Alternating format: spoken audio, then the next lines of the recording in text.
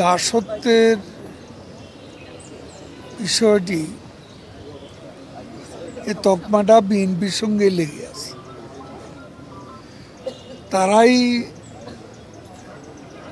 দাসত্ব করে ক্ষমতা পাওয়ার জন্য। তারা জনগণের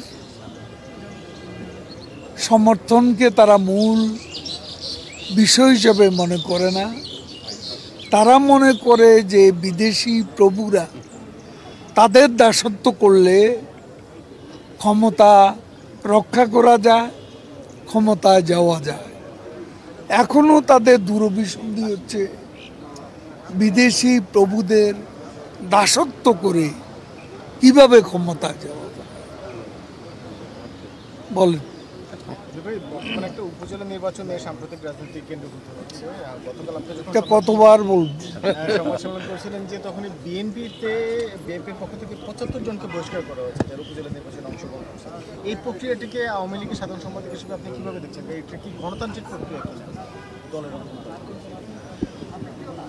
এখন সেটা বিএনপিকে জিজ্ঞেস করুন, তাদের জিজ্ঞেস করুন। তবে আমি বাংলাদেশে বিএনপিকে কোনো গণতান্ত্রিক দল আমি মনে করি, কারণ তাদের ইতিহাসটা হলো গণতন্ত্র হত্যা।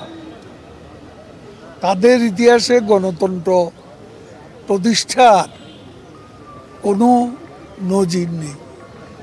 তারা গণতন্ত্রকে হত্যা করেছে, প্রহসনে পরিণত করেছে এবং গণতান্ত্রিক বিধিবিধান তারা দলের মধ্যেও কোনো দিন মানেনি। আজকে যেই নেতারা বড় বড় কথা বলেন, তারা কবে দলীয় কাউন্সিল করেছে এবং তাদের কোথায় দলীয় কাউন্সিল হয়েছে?